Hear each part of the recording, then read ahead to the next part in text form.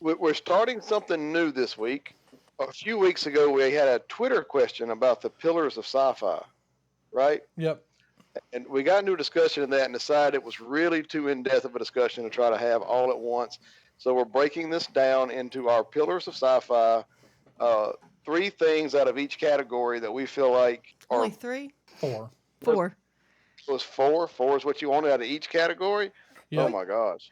Well, we can do Three, three. Okay. yeah. I mean, we can do 3, but I don't know how you possibly narrowed your novels down to 3. I'm going to tell you how I did it. I'm actually really proud of myself for this train of thought. But anyway, we had novels, movies, television, and a miscellaneous category.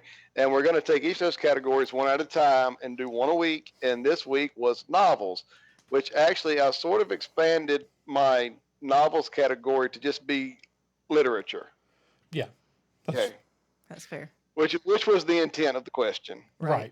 But I actually wanted Andrew to sort of start this. Which 3 or 4 selections you made in your... Okay. Mine are in no particular order. I'm basically doing mine from oldest to newest. But the first one I have on here is 20,000 Leagues Under the Sea. Jules Verne. This is the book that inspired virtually everyone who's ever gone into space. It inspired so much exploration and just the kind of built on the spirit of exploration. Jacques Cousteau wouldn't go out without this book on his boat. This was basically, like, he called this his shipboard Bible. You're talking about a book that has inspired so many people to go out and explore, even though this was about exploring the oceans, was really a big part of the spark to push man to space travel. Mm-hmm. And because of that, it's in the reflections, the way that kind of circles back to inspiring more literature, even though this on its own inspired all sorts of literature, and then it inspires people to go to the moon, and then People come back and write The Martian, or like not people who went to the moon, but humanity. and so because of the way this book has affected people and additional literature, and because of the circle of real life exploration and literature that it has created, I really feel like this is the foundation that almost all of the rest of sci-fi since has been built on. Right. A worthy addition to the list. All right, so I'm going to debate you on that, though.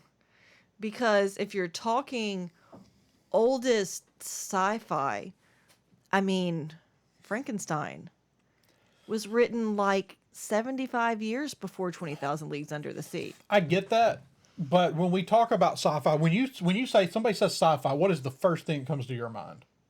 Star Wars? Frankenstein didn't inspire Star Wars. No. Star Trek. Frankenstein didn't inspire that. Things like Frankenstein certainly have a place in the sci-fi conversation because it has inspired this whole genre, like subgenre of sci-fi. So it certainly has its place. But when you think about sci-fi, you generally think about space and exploration, and this is where it begins, is with 20,000 Leagues Under the Sea. Well, Frankenstein I can is the go with oldest it. thing on my list. Just because, although you're right, it's a very different kind of exploration. It's a much more, Frankenstein It's a psychological book. It's a psychological book, but that is also a really time-honored sci-fi tradition, like the tradition of I think it's the same. It's a precursor to a lot of writings about artificial intelligence, androids, things like that, because it's that study of it's not quite human but kind of is, and what makes it tick. So that was my that's my oldest selection in my list. I would say that the way Frankenstein really impacts modern science fiction is that what it is the exploration of what it means to be human. Well, right, but which continues that? Then that's where I'm going. Like that's what Star Which Trek. is That's what really Star Trek at is. the heart of almost all sci-fi. Right. It's that what does it mean to because be? it's science fiction where the sci-fi element really doesn't mean anything to the story, because the story is really about who is the real monster? Right. And honestly, I feel like I've actually been having a discussion again on Twitter about sci-fi and kind of its role as, kind of as escapism or as kind of a lens to view the world through. And I think that I almost said Dracula, but Dracula is a little more horror Yeah. than Frankenstein. Although Frankenstein does kind of have its horror element, it is. I mean, they're using electricity to bring this back, and also it's one of the earliest studies of man trying to play God, really looking at, as people were starting to realize that science could do things they'd never ever imagined, and you have this story of this person who is trying to play God, and the question of the morality of that and the implications of that and what that means for your creations and what that means for society as a whole. So I think it starts a lot of the most important conversations about sci-fi, not maybe the more exciting themes, but some of the more underlying themes, I guess, for sci-fi. So Okay. there we go. And David, do you have one? So, uh, I've been dreading you getting to me here because you see, I explained this before. Now, I do have answers, Okay. but I just need the audience to understand. I'm a young man, and I have not read as much. I read. I read a lot of fantasy novels. That's just Yeah. what I've always been into ever since I was in third grade at the library, having to pick something out for AR. I Mm-hmm. was reading fantasy novels. And I honestly sat back, and the only sci-fi novels I've ever thought of that I've read were like novels written for like young adults that I have no relevance to this conversation at all. I pinky promise you. So I have to base these answers sort of off the information. Now, like I said, I have read plenty of sci-fi, just not stuff that'd be relevant. So I have to base my answers here off of information. Yeah, I'm getting to it. Off of information that I know from things, not from what you read. So my first answer that I'm going to say actually is Do Androids Dream of Electric Sheep, which is, of course, the Mm-hmm. novel that Blade Runner is based off of. Yep. And I put that one on here because when I think about like movies, which is when we get to that next week, I have a lot easier of a time actually Yeah. contributing to. When I think about movies that influence sci-fi, that's one of them, and then it all starts Yes. back with, of course, this novel. And Philip K. Dick wrote a lot of sci-fi. In fact, Do Androids Dream of Electric Sheep was initially on my list, but I had to cut it down to 4, so it lost a spot. Mm. But Well, yeah. that's fair, and the truth is, Blade Runner's probably going to end up being on my movie list, Mm. but yeah, I had to put that on there because I love Blade Runner so much, and I know I need to get back to seeing this, to reading this novel. I will eventually. Mm-hmm. I will. Reading just so hard. So much time. I So don't have much time. time. Audiobooks. So That's much what audiobooks are for. audiobooks. Right. You're right. You're right. I do need to get like an audiobook subscription. But I did get an audiobook subscription, and guess what? I read fantasy novels or listened to. So and also my answers are in no particular order, but I do have a list. Right. So And just so that and mine mine won't be in any particular order either. And I actually sort of took a different view on this. Okay. I've sort of had to sit back and think about it in this way, that there are certain tropes to science fiction, certain mainstays to a science fiction story that we see over and over again. So I kind of tried to think and look back at Mm. when I found the first really profound example of some of these tropes. That's excellent. So the first book I'm going to mention that's on my list is actually The Time Machine by H.G. Wells. Yep. That's Yep. 1895. Yep. It's on Time mine travel too. has become, and time travel has become a very, I won't say well worn, but well used Frequently trope in visited. sci-fi stories. Yes. It's a staple. Yes, it is a staple of science fiction. Is the Mm-hmm. idea of time travel. This is one of the first mentions of someone using a machine to be able to travel through time. Literally, the Yeah. time machine, right? And this was the book that did it. That was successful enough to put it in people's heads. That now we use that over and over again.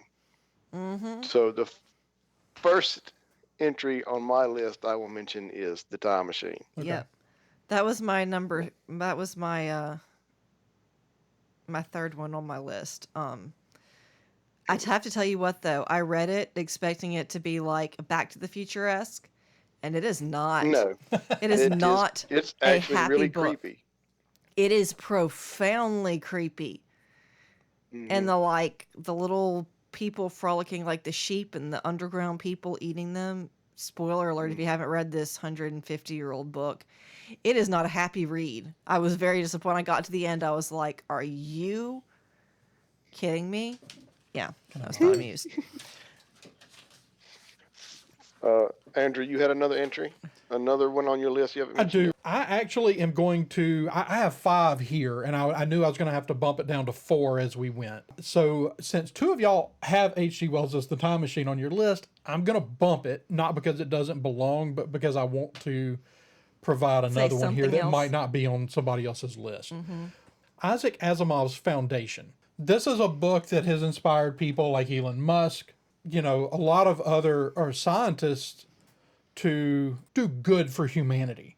That their primary goal, at least what they claim is their primary goal, is to further human development. And so if you're not familiar with Foundation, the premise of Foundation is basically you have this giant empire that exists across multiple planets.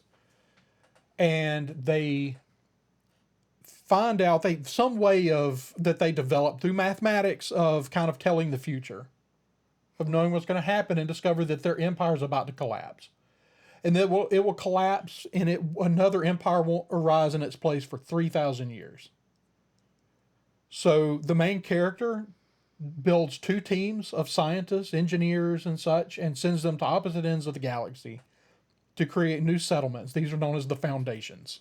Okay. Their whole reason for existing is to maintain the knowledge of humanity through this collapse.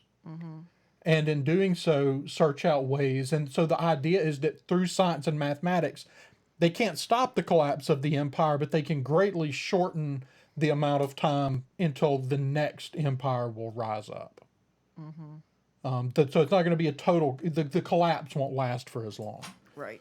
So just in the ways that Foundation has inspired people like Carl Sagan and Elon Musk to achieve scientific advancement for the betterment of humanity. So that's the other thing about Foundation. It was also, there was a one-time vote. The Hugo Awards had a vote in 1966 for best all-time series.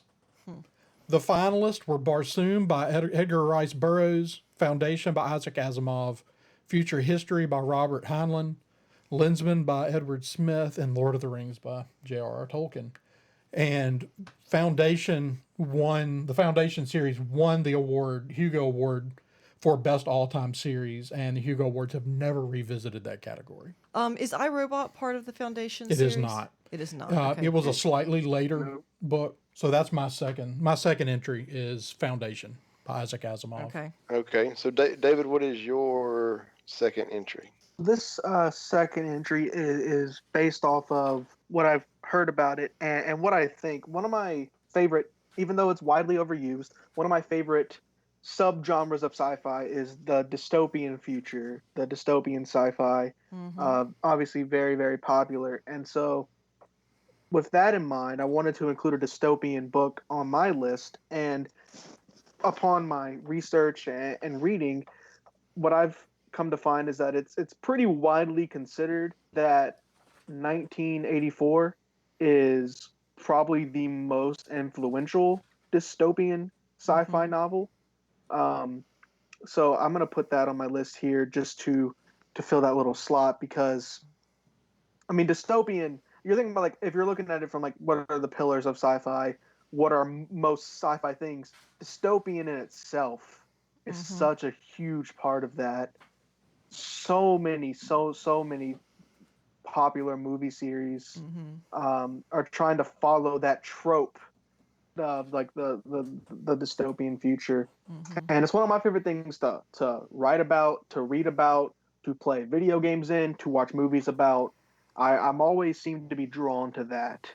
And what is widely considered to be one of the first books to really launch that and to influence pretty much every dystopian novel and series that came after it was 1984. Fahrenheit 451 was up there too.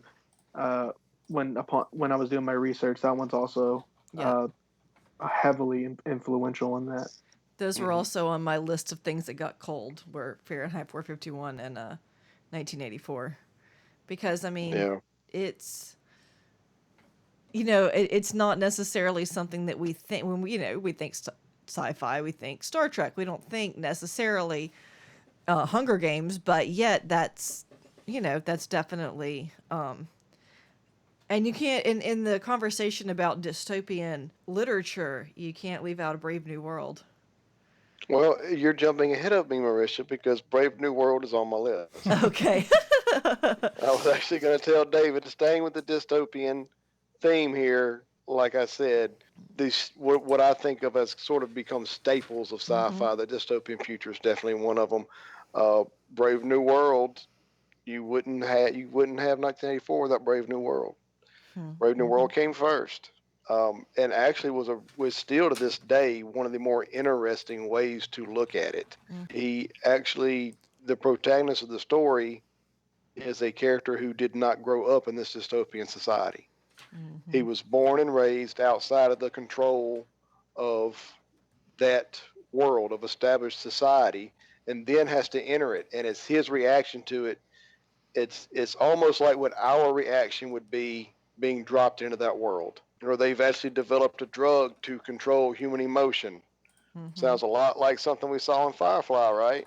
Right. These tropes and these ideas are all there that we see over and over again, and Brave New World dropped a lot of them. So that's definitely on my list. I think that is the dystopian novel that really kick-started that subgenre, that made people really think about that type of world. So those are our first two entries apiece for the novels for the Pillars of Sci-Fi.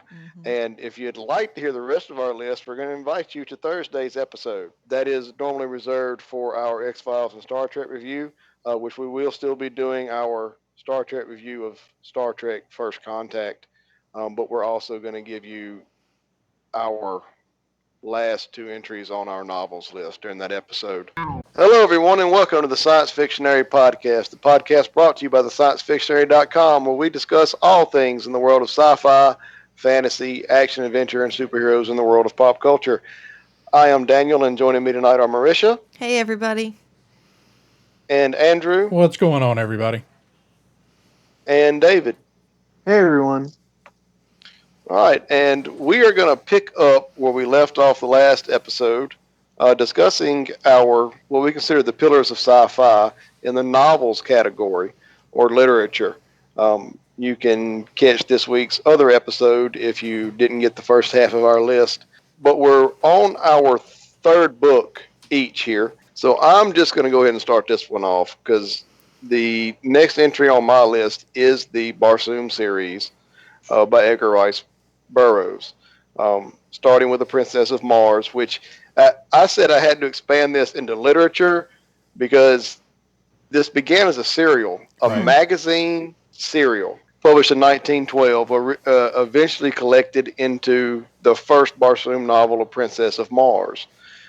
Since then, there have been 11 books in this series, and the 12th one actually is going to come out this year. Obviously, of course, not written by Edgar Rice Burroughs, but from the publishing company his family oversees. So they will consider that part of the canon. But like I said, I sort of based my list on what novels I felt like really cemented the idea of some of the mainstays, some of the tropes that we can see continuously in science fiction. This one actually involves us traveling to another planet. Of course, Mars, right here in our solar system, in the earliest 20th century, that seemed like as far as you'd ever need to go, right? And of course, Andrew mentioned Foundations, which also sees us expand the human race into the future. But John Carter Mars, I feel like, was really the book that did that. That was the one that, let's go to another planet and let's explore these, what kind of life forms may be there, what kind of sentient life forms may be there Mm-hmm. that aren't necessarily human. It's really our first exposure to real sentient thinking, breathing alien race. And it's also one of my favorite books, so it's really hard not to include it. I love the John Carter stories, so that's why that's on my list.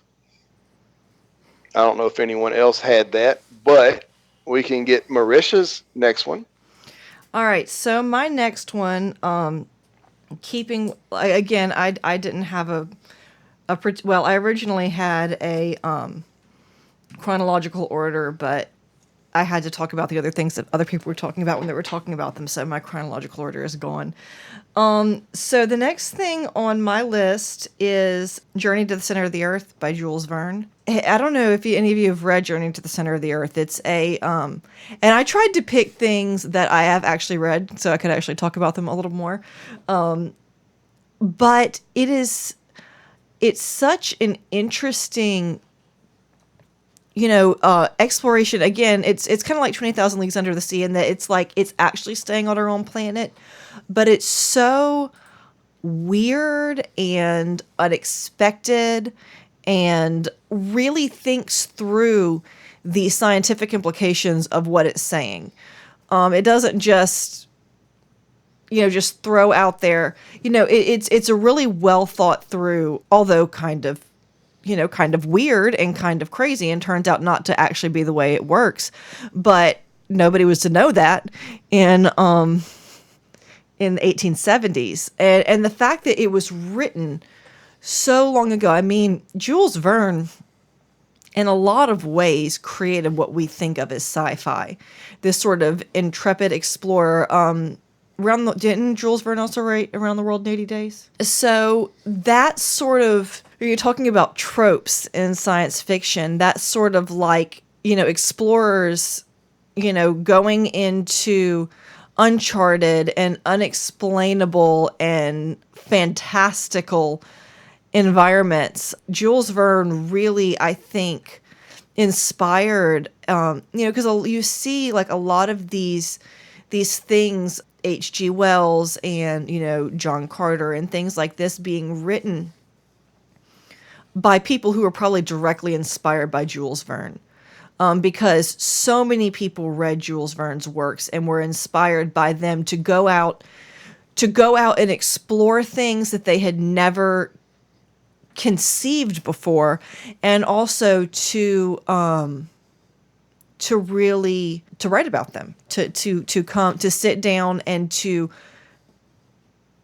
dream up other fantastic and unexpected places. So Journey to the Center of the Earth is my next selection. Is actually was next on my list, just from my same knowledge about it. Of course, like I said before, I've never read these books, but it's all the same reasons of this epic exploration along with sci-fi, and it really seems to sort of, as we've discussed, like with Star Wars, how it kind of like taps in a little bit of that fantasy.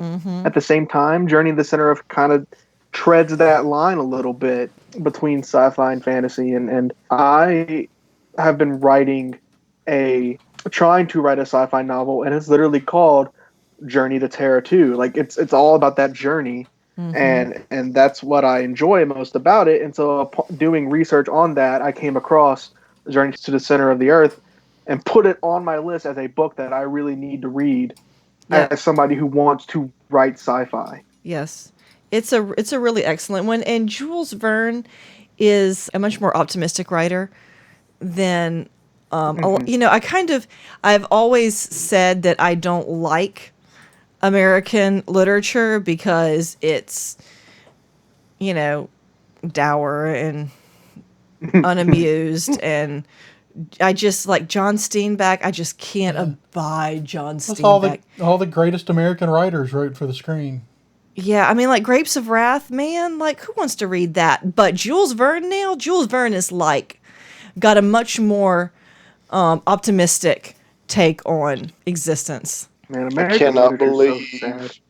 I cannot believe you just bashed John Steinbeck on this podcast. Oh, I have tried, and Oh my God. I am a huge literature buff. I love books, but I do not love John Steinbeck. No, I just can't even. Up there with Tolstoy. Ugh, I can't Andrew, abide do you have Tolstoy any- either. Do I have anything to say about John Steinbeck? I don't. I don't. No. The Pillars of Sci-Fi. All right, my Do you have next. another sci-fi novel we haven't mentioned? I do. I've still got. No, everybody's not out, are they? Because I've still got 2 books here. How can you have 2 books? Oh, that's right. You haven't gone yet. All right, go. It's your turn. Okay, so my next book on the list is Dune. The writing of Frank Herbert has been instrumental in basically all space-based sci-fi since. In as far as, especially the things that tend to more fantasy. You don't get Star Wars without Dune. It was so instrumental in the way that George Lucas's development in love for the genre. You get the importance of Dune in the way it was one of the first sci-fi books that really delved deeply into environmentalism. Dune could have become so convoluted that nobody would have ever made it through it because of the way it gets into government. And It's not an easy read. but it explores that human condition in the way it affects government, the way it affects environmentalism. And just because of the effect that it has had, because it directly affected Star Wars, which nothing has had greater impact. No movie has ever had greater impact on popular culture than Star Wars. And because this is what inspired Star Wars in a lot of ways, this and a few other things, Buck Rogers and some things like that the influences. It's the culmination of these things, but Dune is instrumental, and that's why it's on my list. Dune is definitely. I had not thought of it in the way you just explained it, but Dune still. I mean, it is. Whether you would consider it one of the pillars or not, it is one of the greatest sci-fi novels ever written. So, and I'm not sure where to go from here, except just to ask if anybody else. I think a few of us have already had a couple of duplicates, so I'm not sure we've talked about anything anybody else has. Except Andrew has one more. Marisha, do you have anything else? Well, the fun thing about something like this is everybody keeps coming up with the same answers. Everybody keeps stealing my answers. But I do have one that I think hasn't been discussed, which I don't really know that you can have a conversation on foundations of sci-fi in the book department without talking about iRobot. It's such an important one. Obviously you have like your battle droids later on, but your droids in Star Wars originally, a lot of kind of the obsession with artificial life forms really started with iRobot. And it's hard when you're looking at the Asimov stuff. It's like Jules Verne. He wrote such a large amount. And the same with Edgar Rice Burroughs. They wrote so much. Right. You just pick one. That's pick one. And Foundation is such a critical series. It's not an accident that the Hugo Awards named it the best all-time series, but kind of in the middle of the writing of that series, he also started writing about robotics. And the idea that, I didn't read the entire book, but I read, about it. I read an excerpt from it. And, you have this robot whose job is basically to be a nursemaid, and the mom doesn't like it because she thinks, what if something goes wrong with it? And the neighbors are, kind of looking at him sideways, and the dad thinks she's crazy, And so the laws of robotics, right? That's where we first get the idea that robots have a code in their a code in their code, for lack of a better descriptor. Well, it's this idea that it's we've against my developed programming. Robots have come so far, androids or wherever we are at this point have come so far that we are now they can somewhat think for themselves. Right. So they have to have this limitation. Right. It's against my programming to so and so and such and such. If we had $1 for every time 3PO told us something was against his programming, right? Right. So, yeah, I think the importance of Asimov's iRobot It's hard to overstate. Well, because again, like a lot of these things, and what we have found as we've discussed these pillars of science fiction, is a lot of them are incredibly important, not because of what they did for literature, but because of the way they've crept into real life. Exactly. Yeah, exactly. And this one, we see it with things like artificial intelligence, where Asimov's three laws are still incredibly important in the idea of creating artificial life. That could be smarter than us eventually. Right. Certainly creating life that's more knowledgeable than us. Right. So there we go. That's my last selection for the Pillars of Science Fiction. David, do you have anything else before we get to Andrew's last one? Just very, very quickly, I had one more thing that I wanted to mention that I've actually read. This is why it's number one. Is just in general, really, all of the Marvel / DC space universe stuff, mostly conceived by Jack Kirby, by the legend Jack Kirby. The way that he implemented those sci-fi elements straight into the Marvel universe still blows my mind. Like the fact that things like Thanos and the Infinity Gauntlet and all that kind of stuff exist in the same universe as Spider-Man, I think is really, really cool. When you delve a little bit deeper into it, you realize that he set like this futuristic, crazy sci-fi world sort of in the exact same universe as our world. Where there is New York City with Spider-Man swinging around and San Francisco and all that stuff. And then out there in the stars, there's so much more going on. And there's all these civilizations, and it's just a whole little universe onto itself. And I've loved reading about all that kind of stuff. And it's obviously played a huge influence on Marvel itself, which has played a huge influence on just the world in general. Literally, like all of pop culture has been pretty much ruled by the Marvel universe for the past 10 years. And it all culminated with this, with the whole Thanos thing, which Thanos was of course invented by Jim Starlin, but it all started, that whole space side of Marvel all started with Jack Kirby. I like that. I was just going to ask Andrew for his last one, but you were fixing to say something else about David, so go ahead. Well, Daniel, when you said, I'm just going to say literature instead of just novels, I was like, well, he's definitely going to pull out something comic related. So I was really surprised that you didn't. So there you go, David, you did it. So, somebody had to do it. Jack Kirby's, never mind, because I don't want to spoil anything. I'll mention Jack Kirby later in this series. Okay. He's All right. So my last one is one that I might get some pushback on, and it was kind of on the bubble for me until I pushed H.G. Wells' The Time Machine out, since everybody else had it, is Hitchhiker's Guide to the Galaxy. Oh, sweet Jesus.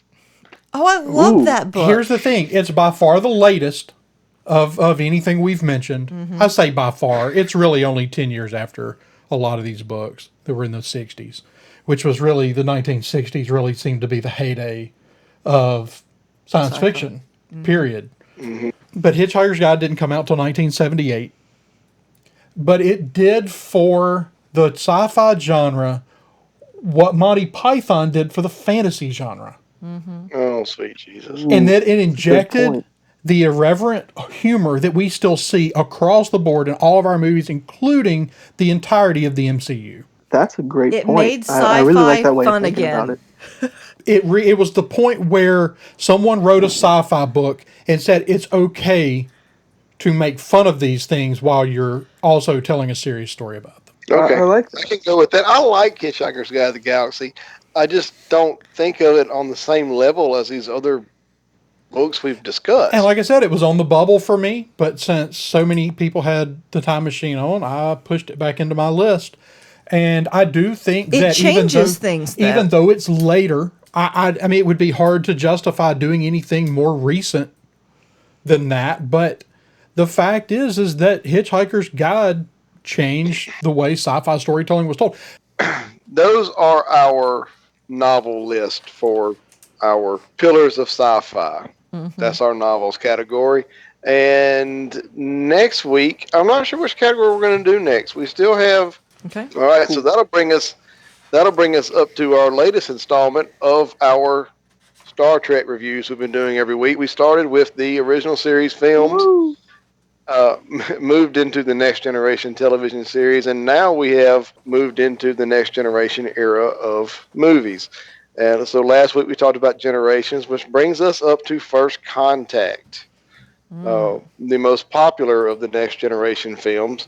And what really kind of kicked this off was that David had never seen any of this stuff, and Marisha had not watched a lot of it in a long time. So, as a first time viewer, we always go to David with your thoughts on First Contact. Wow, I've been so excited to talk about this all day because I watched First Contact and you'd kind of hyped it up for me. And I was like, oh, okay, I'll probably be a letdown because you've hyped it up so much, but it exceeded the expectations that you set. I loved this movie. Mm-hmm. I've been so excited to talk about it because I think it just resonated with me so well. So many amazing things. Like, where do I even start? My mind is racing. Okay. So it opens up straight into the action. I love that about it. Um, I love seeing the Borg back. I said before, the Borg are by far my favorite Star Trek villain because all they're so completely opposite from everything they've ever faced. Their tactics don't work. You can't give them a hug. You can't give them a high five. You can't give them a pat on the butt. They want to kill you, or they want to ignore you. They want to conquer you. That's it. They want to So assimilate you. they Assimilate. want to assimilate you. Exactly. We're just They trying to add to the hive. they're just trying to add to the hive. That's it. They have one goal, one mind. No reasoning, no thought, no nothing. Um, so I love them. I love the real focus and expanding on Picard's character in this. Mm-hmm. Very much Picard's movie. I love the directing. Jonathan Frakes directed this one, and Hmm. I think he did a fantastic job. I thought the movie was beautiful to watch. One of my complaints about Generations was that half of it looked great and half of it looked just awful. And this movie looked incredible from the very start. Once again, the poor Enterprise was destroyed. They're on E now, The poor and Enterprise so it has was destroyed in trouble. Generation. And so you get like this redesign of the Enterprise. I think it looks great. I love the idea. This what actually I thought about was that in the episode yesterday's Enterprise, when we saw this alternate timeline version of the Enterprise that was very militaristic, it was like Hmm. darker, and it kind of this current like Enterprise E kind of looks a little bit like that, and I Hmm. like that about it because I realized that at this point in the Federation, they know they're going to war. They're either going to go to war with the Borg or the Romulans. Something's coming. There's going to be a conflict. And so they built the Enterprise to kind of be a bit more militaristic, I felt like. And I really like that about it. I like that design, which Mm-hmm. is why it also is great that it jumped right into the action.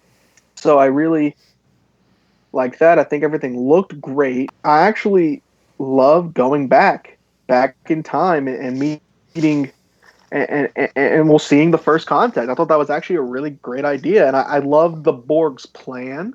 I think that is a like genius, like solid plot and plan. Mm-hmm. It makes perfect sense, which makes me happy whenever I can't instantly find plot holes. That's really nice. Yeah. And so I loved seeing that, and just a great movie. It's probably my favorite out of all the Star Trek movies at this point. I adored watching it. I thought it was very, very funny, while Mm-hmm. also being extremely serious and tense and dramatic. The stakes have, well, I guess they're pretty freaking high in every movie, huh? But they've never been higher, so to speak. While also, this movie was hilarious. I had so many laugh out loud moments watching this movie. While also having like jaw dropping moments because of just the drama and the amazing acting. The acting's never been bad from any, and they're all amazing actors. Patrick Stewart, like, and he's always been great. But that scene when he's talking to Lily, just like Mhm. I had to watch it twice. It was so great. Loved Lily. I thought she was a great addition. I just have so many notes. I'm just going off here. I thought she was a great addition. I loved seeing her be there, calling John Luke out on his crap. I like that. Something that's always, and I love Star Trek, but one thing that's always kind of bugged me is this idea that they're so evolved and we're primitive and they've moved past all of that. While and Lily calls John Luke out because John Luke's like, "Oh, we've moved past the primitive nature of revenge," and she's like, "Shut up! No, you have not. You're all still human, and that's what you're doing right Mhm. now." I Mm-hmm. love that scene. I love the Moby Dick thing when he starts reciting Moby Dick and explaining it to Lily, who lived closer to when that book was written, but she still hadn't read it just because of the world that she comes from. Like it's all she's been living a war. It seems like her whole life, you know. So like he has had time to read it. I thought that was a great little addition. And oh my god, when he loses his temper and he goes on his big speech and he's like, "I will not. We fall back. We get attacked. We fall back. I will not anymore. I've given up too much. I will not lose the Enterprise." Jaw dropping moment, just It was a so great well moment. acted. It was a great scene. He destroys the model ships. I thought that it was awesome. I really, really do. Like I said, incredible lines. It's very, very. I love. And speaking of that scene, one of the things I love about the movie is that you get that great character development from John Luke, where Lily convinces him that he does not need to continue this path of revenge and be that captain from Moby Dick and go down with the ship and all of that. He doesn't have to do that. He can let go. And Mm-hmm. so he gets that moment of real character development. And this is genius writing, I think. But you still got to have him go fight the Borg Queen because after he has that moment, he hears from Data. And it doesn't matter how many speeches you give John Luke about how he doesn't need to go down with the ship and blah blah blah blah blah. If Data's in trouble, John Luke is there. And I that's all that's one of the biggest themes in all these movies. And it's one that I adore and I love seeing. Without question, without thought, oh God, Data's still here. I've gotta go save him. Mm-hmm. So Yeah. you still get to have that moment. You still got the excellent character development and that whole scene, that whole arc about him learning to let go. But then you still get to have him go and save the day anyway because he's the captain of the Enterprise and that's what he does. Yeah. And I loved it. I love Data in this. It's so, oh my god, one of the best lines in this movie. So many great lines. The best lines at the end where he's like, 0.32 milliseconds. "Yeah, Yeah. exactly." It's like, how long did you think about that? And it's like, yeah, not for a second did Data think about betraying. But it was an eternity for an android. Right, Right. right, right. But yeah, yeah, like, such a great line. So I thought that that was super awesome. I loved the Borg Queen. I don't know what else to call her, like the Borg I mean Queen. that's Um, that's how it's billed in the okay, That's cool, exactly cool. right. The Borg Queen. I actually really liked that, giving the Borg. And you know, one of the things I love about the Borg is that your titles don't work, but it was nice right. to Well, give them a little that's bit of a personality. one of the things I wanted to ask you was how Yeah. Data's conversations with the Borg Queen affected your perspective of the Borg. Yeah, so I actually figured you'd ask about that because I've always said I love that you can't have a conversation with them, but here they are having a conversation. But I still think it worked because even though you're giving her a personality, they still kept that concept of there's only one thing I want, and it's to assimilate. But then you add a little bit more to it, and you said that you learn a bit more about the Borg. That Borg were pretty much once just like any other organic life form, but they included this technology because they wanted to make themselves perfect, which I think is I said it before about Data, that Data's whole story is about him striving every day to be in Data's day, which this movie does another great job of. They reference back to the entire series a ton. They reference back a lot. Like for example, when she goes to seduce Data, he literally says the line that he told Tasha, like I'm fully functional. Like I thought that was hilarious. I love that callback. Mm-hmm. But it, it's they're trying to make everyone closer to perfection, which is what Data's whole story has been. In Data's day, he says, "I will spend every day striving to be a better self." And I said, "Isn't that what we all do? That's what the Borg are doing too. That's what everybody does every single day is just striving to be a better person, being a better version of themselves." And that's kind of what the Borg are doing. They're still keeping that element that I love of you can't negotiate with them. You can't they just want to simulate, but there's a bit of personality to it. Then again, at the end, John Luke does negotiate, but then not really because like she knew that Data was already. But, I liked it. I thought it was great. I do like the Queen, and there is in the same way that Data was like, I'm almost sad that she's gone. For some reason, at the end there, I was almost a little bit sad to see her die. Like she just had that effect on me. Well, It, the Borg Queen serves her purpose for this movie. mhm. Overall, for the lore of the Borg, it's not a concept I'm crazy about. Um, Really. I feel like when I have yeah, more time to think about it, I'll probably think the same way. But for the purposes of the movie, I think she was a great addition, and I think it was it great for it it, Data's it story. served it served the story well. Mm-hmm. It did, I think. And but yeah, that's one of the lines that I love. One more quick note, and then I'll stop ranting for a while. Point is, I love this movie, and my absolute favorite part is during the rocket ship takeoff when he starts freaking out and being like, "No, I can't take off without it. I can't take off without it."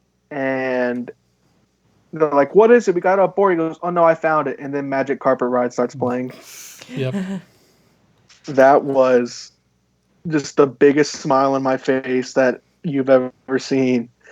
When it's Magic Carpet Ride and they're taking off. Like I love that. I love the use of music in movies. It's so Yes. important. Yeah, And absolutely. that was a great Love that was a great love use of the that. entire character of love the entire character of Zephyr Cochrane. Anyway, the Yeah. idea Oh that yeah. when you realize your heroes weren't perfect, you Well, know. Mm-hmm. but we get to see an interesting thing with Cochrane in that he's a sort of representative of the people of that time, Mm-hmm. Hmm. and that he's selfish and still looking out for himself. You Mm-hmm. know, Yeah. where the whole idea of Star Trek is that we're looking out for Right. humanity's best interest. Mm-hmm. And Right, so we and get to it's see kind they of meet him in a interesting that Cochran sort of jump started it. right, and we see that evolution in him that eventually sparks that same evolution in the entire human race. Right. Right, exactly. No, very like you said, very representative of his time, and he accomplished such great things, even being the flawed man that he was. That now in the future we see Mm-hmm. of Star Trek, he's almost deified. He's Hmm. so well revered for accomplishing this great thing that propelled Earth so far in the future. And that's kind of what I was saying about when you realize your heroes aren't perfect. It's a great examination of the fact that we can sit back. We can in this time we can sit back and look at Abraham Lincoln for all that he accomplished and the great things he did for Mm-hmm. this country and this world. And if we went back and met Lincoln, we would find out he was flawed too. We're all human, Mm-hmm. you know. Mm-hmm. That was just the first example that popped into my head. Mm-hmm. Hmm. But you get my point. Yeah. And it was a great examination of the fact that we have to sort of step back and realize sometimes that our heroes are not perfect, and Mm-hmm. Mm-hmm. and they know that they have insecurities and worries and flaws too. We see him almost be overwhelmed with what a great man they all think he is whenever he knows he's just some asshole who wants to make money off a fast ship, you know? Mm-hmm. Yeah. And he just can't handle that kind of pressure of knowing he was going to be that. I loved it. I thought he was Because hilarious. I love when he he's, runs off because he's only because human. he's flawed. And then that leads to a great moment whenever he's going off and he tells Riker that you know what? stop saying I'm so great. I just wanted to do this for money. And Riker says, someone once said, don't try to be a great man, just be a man and let history make its own judgment. And it's like, that's rhetorical. I'm reading this, by the way. I'm not just memorizing this, but it's like, that's rhetorical nonsense. Who said that? You did 10 years from now. Another, Standing on that spot. just another great example of the writing. Yeah, standing over there. Yeah, it's like just a great example of the excellent writing in this movie. Just absolutely hilarious moments while having deeper meanings, and just like uh, I I bursted out laughing at certain points. Like, oh, at the end when they meet the Vulcans and the Vulcans like live long and prosper, and then he's like, Can't do the thanks. thing. Can't do the salute. Yeah. He can't do Yeah. the thing, and then he's like shakes his hand and he's like, thanks. Yeah. Like, that's so funny to me. Great movie. I loved it. It's been my favorite so far. It felt this has been the best made movie since The Wrath of Khan. So I think Undiscovered Country is just as that's just as much of quality film. I think quality wise, I would say that this is the most fun Star Trek movie. Oh yeah, Which it's is so it is. It's my weird to it's my say. favorite Next Generation movie for sure. It is the most fun, while also being so far the most tense and serious and dramatic in many ways. Like it has that. I feel like it really does have a perfect balance of the fun, full of life parts of Star Trek with, and I think it was great actually separating the crew for that. Where down on Earth they're kind of joking, having fun, and then up on the Enterprise they're dealing with the Borg. Right. They're still making jokes up there. John Luke is great. Like I love the wittiness. He's cool under pressure, and he's super serious and he takes things seriously. But also he's not afraid to, crack a witty line here and there. He's no stranger to one-liners. No. No, for sure. The reports of my simulation have been greatly exaggerated. Like Yeah. that was a great line. But anyway, so do you feel like this is the best film you've watched so far, original series and Next Generation? Maybe it'll change when I have more time to think about it, but so far, I'd say initial reaction, yeah. I can't think of many flaws with this movie, to be honest. I kind of really like it all. So Marisha, your first time seeing it in how long? Okay, so full disclosure, I didn't actually watch it today, but this one I have seen more recently than some of the others. Okay. That's okay. Yeah, it's been a week. Okay, so the first time I saw this movie, I had watched I don't think I had seen any Next Generation. And I had seen some of the original series. And so let me tell you, all kinds of confusing. Like, okay, who are the Borg? Where did they come from? Like, okay, so when I went back and watched the Next Generation, it's like the whole Borg assimilation thing. It was like, well, I already knew how that ended because I saw the movie. Right. But the interesting thing about it is, in spite of the fact of there being a few things that it was like, you kind of had to fill in mentally. This movie actually works and is still really entertaining and memorable, even without the context of all the rest of Star Trek. And that's really an accomplishment for a Star Trek movie because it tends to be so predicated on, previous information and not, having seen it originally and not having really much of a Star Trek knowledge base at all. It was still, the fact that it was still, you could follow it and understand it and really be invested in it. That's a pretty big accomplishment for a Star Trek movie. It's weird to say, but there's a part of me that would think if I want to get someone into Star Trek, show them this movie first because I think it's so good. I wouldn't, because of course I would start them from at least the first movie, but there is that part of me when I was watching it thinking like, man, if I want my friends to watch Star Trek, I should show them this because it kind of fits everything that I love about Star Trek, and I just think it's that good of a movie. Yeah, it is. And it does work. Watching it, sorry. Oh, I was just saying it does work. even without all the context. It does work. I think it does it because it's a great movie on its own. Like just the characters and the arc that they go through, and you learn a lot about them right then and there. Of course, like the are obviously super impactful with the context of 7 seasons of television. Right. But I would imagine that even without that, it probably still would have been a pretty cool moment. You know, it's the kind of moment that would bring me to tears now after watching the show. But still, I think it works really well as a moment. I mean, I keep saying it. Incredible actor, does a great job. I love seeing Data, like, he gets skin. Like, that's such a cool thing that I never thought I would see for Data, but he gets skin. And he starts feeling touch. He's like, oh crap, what's happening, you know? And oh my god, I love him with the emotion chip. I love the emotion chip. Poor Data. Because it allows for him to have really awesome moments. Like whenever he cracks one-liners at the end when he turns on the queen and he's like, resistance is futile, and he freaking destroys the gas can. It's like, that was awesome. I love that for Data to get to have those moments. And I love getting to experience those human sensations like he's always wanted. Like, what a great journey for Data to go on that really reaches a good point with First Contact. You know, the way First Contact ended, I wonder if they knew at that point that they were going to be making more Star Trek movies.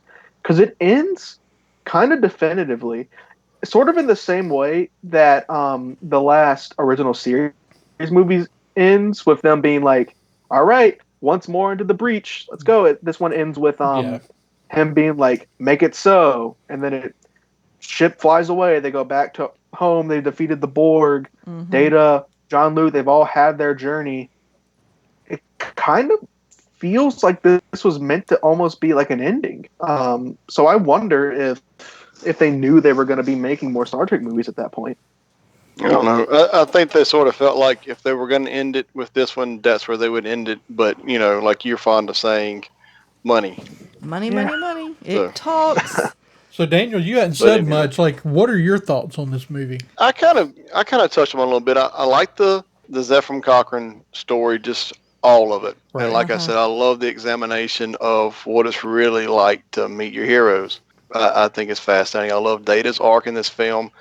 David mentioned the skin. This is the closest we ever got to see Data to being human, which is what he's always wanted. But at the end of the day, he's human enough to give it up for the greater good. It's just, all of it is wonderfully written. It was written by people who understood these characters, understood how to give them the proper arcs for this film, took an enemy we had seen before in the series and made them more interesting. Which again, like I said, the Borg Queen, the whole idea of the Borg Queen as a whole doesn't necessarily work for me for the Borg.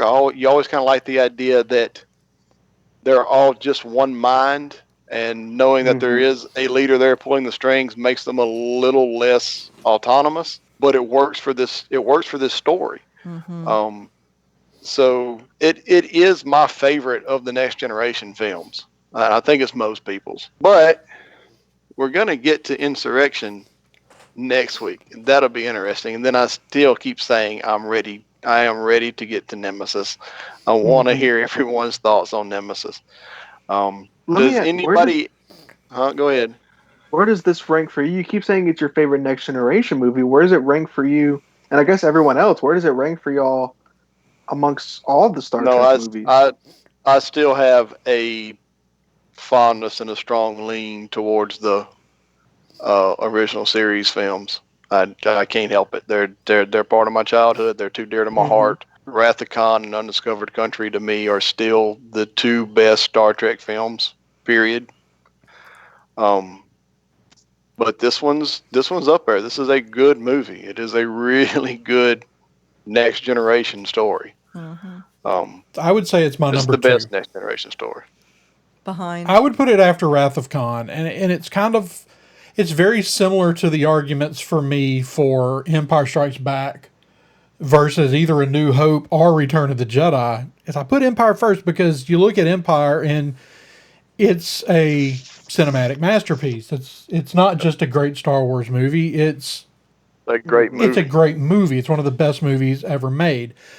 Wrath of Khan falls in that same sort of category. It's hard to kick it out of that number one spot. This when movie, you talk about Star Trek, Wrath of Khan rises above the rest of them. It does. It's such a flawless film. This movie, I would put it between Wrath of Khan and Undiscovered Country, just because this one is just so much fun. It's so just Star Trek at its core, and it's, I think, the best of, like you said, the best of the Next Generation movies. If I'm just going to watch one, this is going to be real high on the list. If I'm just going to pull a Star Trek movie and watch it, this was really high on my list. Which is why this is the random Star Trek movie that this I is the watched random Star Trek years movie you ago. saw before you got really introduced to Next Generation. Yeah, because it's one that Andrew just likes. Well, I can't. You say like flawless Wrath of Khan, which I agree. Can anyone think of any flaws with this movie? I guess it really that's at the board. It ticks all the boxes. It's again, it's like for me, like if you ask me which, I go back and forth on which Star Wars movie is my favorite all the time.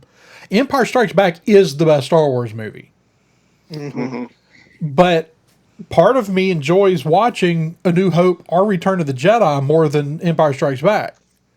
Yeah. Return of the Jedi is like if Star Wars is spaceships and aliens and just kind of this kind of sense of wackiness.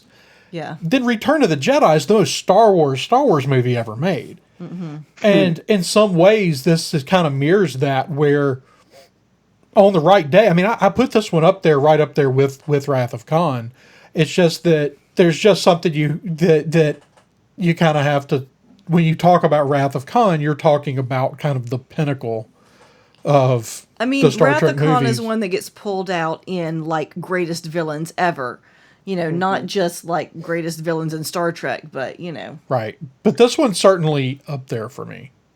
Yeah, Wrath of Khan is truly a flawless movie. It is I've now watched it twice in total. Like I watched it again after we talked about it last, and it is just it is an accomplishment of cinema.